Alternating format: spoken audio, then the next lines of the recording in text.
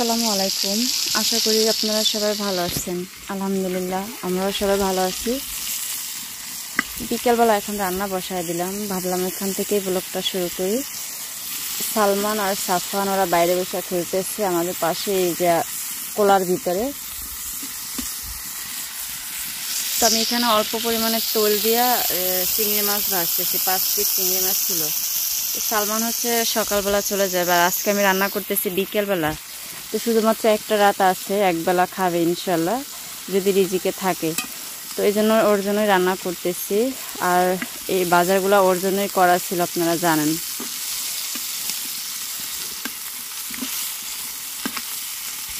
তো সালমান বেশি তেল পছন্দ করে না, ও খুব চিলাচিলি করে বেশি তেল দিলে। দেখা যায় একটু বেশি করে তেল দিয়ে ভাজলে ঘ্রাণটাও বেশি আসে, ভাজাটাও সুন্দর হয়। ও রাগ করে, ও একদমই তেল পছন্দ করে না।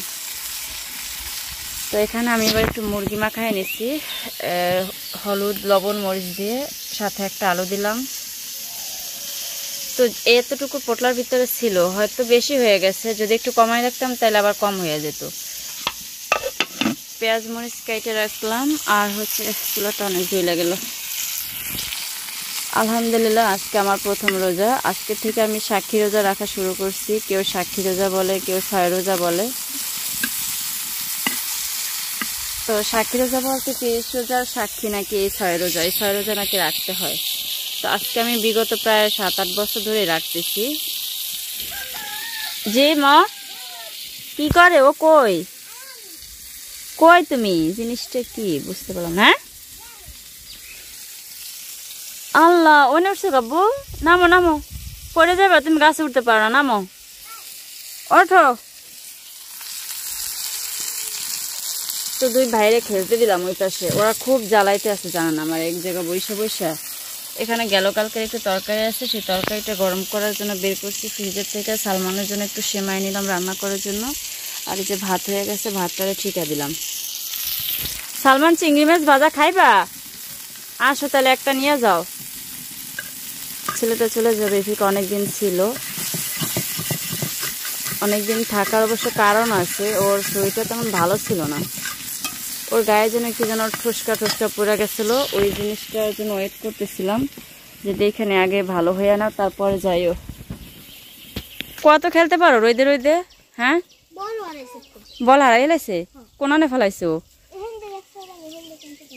দেখো আব্বা খুঁজে দেখো, এবার কি কেনা যায় ক? এই তো ফালাই ওই আর ফালাইব কেডা? তো এটা হচ্ছে কচুর শাক। আজকে আমার অনেকদিন ধরেই খাইতে মন চাইতেছিল, তো ভাবলাম আজকে বিকেলে একটু রান্না করি। তো কোটা কাটা করছি, তখন মনে হয় যে 12টা বাজে, এখন বাজে গেছে প্রায় 4টার মতো। তো এই জন্য একটু কালো হয়ে গেছে কচুটা। তো আমি এইভাবে করে ধুয়ে রাইখা দিচ্ছিলাম। সকালবেলা আমরা বাড়িতে চলে আসছি। সালমান খাইতেছে তালেরাডি, সাফওয়ান খাইতেছে তালেরাডি, আমার তো খাইতেছে তালেরাডি। একটা তালে 3টা আড়ি হয়েছিল। দাদি না নানি, সাফওয়ান ডাকে দাদি। মজা লাগে সত্যি। 12 মাসের একটা তাল আমি পাইছিলাম গাছতলায়, সাফওয়ান ওকে মজা লাগে। হেডারে সালমান খাইবো, খুব কান্নাকাটি করতে। সাবুই আশের বান্ডারি দেখো, আবার পানি হারাই দিও না। আমার জাল দেবা কিতে? দাদি না তো, তোমার নানি হয়। কালারটা কিন্তু একদম অনেক সুন্দর একটা কালার। 12 মাসের তালা অনেক মিষ্টি হয় আর গ্রান হয় বেশি। তা আমি নিজের হাতে এই যে কসলাই নিলাম, তাল বের করছি। এলাকায় 3 জনেরা খাইতেছে 3টা আড়ি। আসসালালা ওয়ালাইকুম আসসালাম। সাফান সালাম দেয় আসসালালা। ওই যে আমি ক্যামেরা ধরছি না, নেলেকে কয় আসসালালা। দেখে না আমারে দেতে। সাফান আরেকটা দাও। তুমি ভালো আছো? মায়ের রান্না চুলা একটার পর একটা চুলা, ওই চুলা আবার বানাইতেছে কালে গিয়া রান্তা আছে। রোদ পরে এই লেগে দেরি করে বহাইছে, আজান দিয়ে দিচ্ছে। ভালো আছে কাউ স্কুলে আইছি গাইস।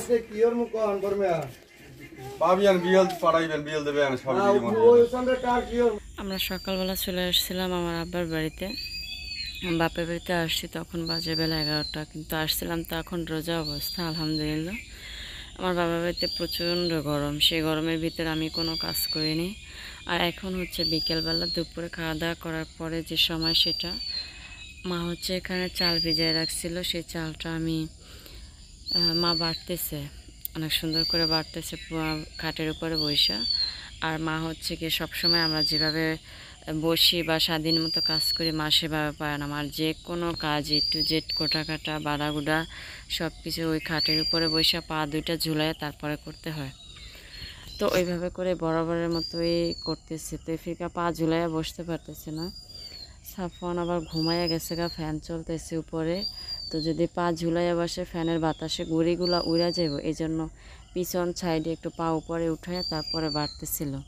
তো বাটা প্রায় হয়ে গেছে, অল্প কিছু বাকি আছে। আর আমরা যে একটা তাল আনছিলাম, সেই তালটা দিয়ে আজকে তাল পিঠা বানাবে মা, এই জন্য। আর এখন হচ্ছে মা দুপুরের পরে একটা বেল নিয়ে আসছিলাম আমরা, সেই বেলটা পুরো রাইখা দিছি, কিন্তু এত পরিমাণে ঘ্রাণ ছিল আলহামদুলিল্লাহ। আমরা যে প্রথমে একটা বেল খাইছিলাম, সেই বেলটার থেকে এই ফিরকা বেলটা অনেক সুন্দর ঘ্রাণ, আর মিষ্টিও ছিল বেশি। তো এখানে মা যে তালটা ঘন ঘন করে জাল দিয়ে রাখছে, এখন এটা থেকে আঁশ উঠাইতে হবে। আর এই যে বেলটা যেমন ছিল ঘ্রাণ, তেমন ছিল একটা মানে কী বলবো আর, আমি তো রোজা রাখছিলাম, খুবই ভালো লাগতেছিল। তো আমি ওই সময় গরম ছিল, এই জন্য দেখাতে পাইনি। আর ভাইয়ারা কেউ বাসায় ছিল না, এই জন্য আমি এবার ওইভাবে রাইখা দিছি। আর আব্বা কাজের থেকে আসছে, এখন হচ্ছে সন্ধ্যার একটু আগ মুহূর্ত। প্রায় সময় সন্ধ্যার পরেও আসে, প্রায় সময় সন্ধ্যার আগেও আসে। আজকে একটু সন্ধ্যার আগে আসছে, এই জন্য আমার ভাগ্যটা ভালো মনে হয়। এই সমস্ত খাবারগুলো ঘরে ছিল না, চিড়া, চিনি, মিডা এসব ছিল না। মা খুব চিল্লাচিল্লি করতেছিল রিয়নের সাথে যে যা নিয়ে যে দোকান থেকে।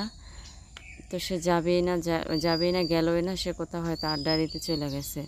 তা আব্বা কাজে থেকে আয়সা যখন শুনছে আমি রোজা রাখছি, তখন শুধু আফসোস করতেছে যে রোজা রাখছো, আমি তো জানি না, তাহলে আর একটু আগে আইতাম, ফুড বা তরমুজ এগুলো পাইতাম কিনা, এত গরমের ভিতরে গলা শুকায় যাবে, এই সেই নানান কথা বলতেছিল। তো যাই হোক, আলহামদুলিল্লাহ শুকরিয়া আদায় করলাম, আমার আব্বা ইফতারে নিয়ে আসছে আমার জন্য, যা কিছু আনছে সেটাই আলহামদুলিল্লাহ। তো আমার বিয়ের পরে আজকে 10-11 বছর হয়ে গেছে আমার বিয়ে। এই 6 রোজা হোক আর 30 রোজা হোক, যেটাই বলি সেটাই হচ্ছে এই বছর না, 10-11 বছরের প্রথম আজকে রোজা। আমার বিয়ের আগে রোজা রাখছি আমার বাপের বাড়িতে, আর বিয়ের পরে হচ্ছে আজকে। তো সেটাও আসছে শুধুমাত্র সালমানের উদ্দেশ্যে, না হলে রোজা রেখে কোথাও বের হওয়া এটা আমার কাছে একদমই ভালো লাগে না। কিন্তু আসছে শুধুমাত্র আমার বড় ছেলেটার কারণে। তো যাই হোক, ওগুলো আমি আব্বা আনার পরে সব ভেজা ধুয়ে সুন্দর করে ফ্রিজে একটু রাখা দিই যাতে ঠান্ডা থাকে। আর এখন যে প্রচণ্ড গরম পড়ে, আপনারা তো জানেন, এই গরমের কারণে, অস্থিরতার কারণে আমি কালকে ভিডিও আপলোড করতে পারিনি। খুব খারাপ লাগতেছিল, সে খারাপ লাগা থেকে এখন পর্যন্ত যেন কীরকমের লাগতেছে। তো ভাবলাম একটু আপনাদের সাথে এখন কথা বলি, যদি সম্ভব হয় তাহলে সময় হলে আপনাদের কাছে পাঠাবো ইনশাল্লাহ। তো মা হচ্ছে এখন দুপুরের পরে আলাদাভাবে চুলাটা জ্বালাইছে, এখন তালটা আর একটু জাল দিয়ে ঘন করবে, আর চালগুলো সুন্দর করে ভাজা নিতেছে সুজির মতো করে। আজকে তাল জলের পিঠা বানাবে, আমাদের দেশে জলের পিঠা বলে, আবার আমরা গড়গড়িয়া পিঠাও বলি। হ্যাঁ, এটা আর কি সালমানের জন্যই ব্যবস্থাটা করা হয়েছে। আর এমনিতেও এবারে মানুষগুলো সালমান আসলে খুব পাগল হয়ে যায়, ওরা কি খাইতে দেবে কি না দেবে। বিশেষ করে আমার মা আর আমার আব্বা অস্থির হয়ে যায়। আমার ভাইরাও আলহামদুলিল্লাহ যথেষ্ট পরিমাণে কেয়ার করে সালমানরে। তো ওই যে সালমান আর সাফওয়ানরে নিয়ে অনেক মজা করতেছে। আজকে সারাদিন আসার পরে থেকে এরকমের ওরা নিয়ে খেলছে। তো আসার পরে ভাবি বইলা দিছে সাফওয়ানের একটু কাছে কাছে রাখছে, ওরা আম্মু রোজা রাখছে, কিন্তু তোর বাবা রোজা রাখছে, ও যেন তোর বাবার কাছে যায় না, আবার ক্লান্ত লাগবে, এই জন্য আর কি। তো যাই হোক, যথেষ্ট পরিমাণে কেয়ার করে, এই জন্যই বেশি ভালো লাগে। কিন্তু এখন গাছে লেবু আছে, মোটামুটি রস হয়েছে, এখন পর্যন্ত ওইভাবে পুরো রস হয়নি। তো ভাবতেছি 2টা লেবু এনে শরবতগুলাই রাখুন নে। মাই বলতেছে যে একটু কষ্ট করে আন, আমি এতে দেখে করতেছি, আমরা আবার সকালবেলা চলে যেতে পারি, যেহেতু সময় হাতে কম, মারও করতে হয়, আর মার তেমনিতে কাজ করতে অনেক সময় লাগে। তো এখন আজানের সময় হয়ে গেছে, লেবুটা আর আনা হয় না, মনে ছিল না ওইখান থেকে আসার পরে। তো যাই হোক, তারপরে যেটুকু করছি, প্রচণ্ড গরমের ভিতরে এটুকুই যথেষ্ট। চিরা ভিজিয়ে রাখলাম আর ট্যাঙের শরবত গুলাইছি। তারপরে সন্ধ্যার পরে নামাজ কালাম পরে ভাত খাবো ইনশাল্লাহ। তো মা সেই আটা সিদ্ধ করে রাখছিল সন্ধ্যার আগে। সন্ধ্যার পরে নামাজ কালাম পরে হীরার সাথে পিঠাগুলো বানাইতে বসে পড়লাম। তো হীরা যেভাবে পারে আমি এবার সেইভাবে পারি না। আমি এবার একটু পারি যখন ওই যে কলা গাছের দিয়ে বানায় তখন পারি। তো এত শক্ত হয়ে গেছে, হীরারে বলতেছে পানি দাও, আমি ভালো করে একটু মাখাই দিই। তো হীরা এভাবেই দিছে, জানি না ওরা কীভাবে দিছে, আমি ডলতেই পারতেছিলাম না। তো কী করবো আর। তো দুই ভাইয়ের ননদ ভাইয়ের বউ একসাথে পিঠাগুলো বানায় রাখি, পোলাপানে সন্ধ্যার পরে খাইতে পারবো। তো আছে সাইমন, সালমান, আব্বা আসছে কাজের থেকে, আমরাও আছি সারাদিন না খাওয়ার মতো, সবাই মিলেমিশে একসাথে খেয়ে ফেলবো। তো যেটুক বানাইছে মা এটুকুই আজকে কম নিতে বলছিলাম মারে, যে মা কম নেবা, বেশি কতগুলো নিতে গেলে ওগুলা বানাইতে কষ্ট আছে। হ্যাঁ, তো যাই হোক আমরা দুজনে এগুলো বানাইতেছিলাম আর মা হচ্ছে ওদিকে সিদ্ধ দিতেছিল। সাইমন আর সালমান ওরা হচ্ছে ওইখানে বসে খেলতেছে, ওদের বারান্দার ভিতরে খাটের বসে খেলতেছে আর কি। তো বানানো হয়ে গেছে পরে তোয়ারে নিয়ে আবার হীরা পড়তে বসাইছে। আর আমি একটু একটু মার সাথে সাথে ছিলাম, মা চুলার পাড়ে জাল দিতেছিল, মার কাছে ছিলাম। ওদিকে আব্বা আবার আমাদের পিছনের বারান্দাটা একদম ভাঙচুর হয়ে গেছে, সে বারান্দাটার কাজ করতেছে। যে সারাদিন কাজ করে বাইরে ঘরে আসলে আবার একটু কাজ করতে হয়, এই হচ্ছে আমাদের গরিবের জীবন। তো মা একবার দিয়ে দিচ্ছে, নিচের পাতিলটার ভিতরে পানি দিছে, সে পানিটা বলকাইব মানে উতরাইব, সেই পানিটার যে ভাপ বের হবে সেই ভাপে আবার এই যে চালনটার ভিতরে দিয়ে দিচ্ছে একটা ছিদ্রওয়ালা চালন, এই চালনটার ভিতরে আবার হয়ে যাবে ওইটার ভাপে ভাপে। তো আলহামদুলিল্লাহ একবার হয়ে গেছে, সেগুলো নামাই ফেলাইছে। তারপরে হচ্ছে গিয়ে আর একবার আবার দিতে হবে এখন, তাহলে শেষ। তো অনেক দিন ধরে এই পিঠা খাওয়া হয় না, যদিও জানি না 12 মাসের তালটা ভাগে ছিল পাইলাম, আর সেই উদ্দেশ্যে সবাই আজকে 12 মাসের তাল দিয়ে পিঠা খাবো। ভালো লাগতেছে, সবাই দোয়া করবেন। আর হচ্ছে গিয়ে সালমানের জন্য সবাই দোয়া করবেন, ও একটু অসুস্থ ছিল যার কারণে একটু লেট হয়ে গেছে ওর মাদ্রাসায় যাওয়াটা। তারপরে সব কিছু মিলিয়ে আগামী দিনের ভিডিওতে শেয়ার করবো ইনশাল্লাহ। ভালো থাকবেন সবাই, সুস্থ থাকবেন। আসসালামু আলাইকুম ওয়া রাহমাতুল্লাহি ওয়া বারাকাতুহু।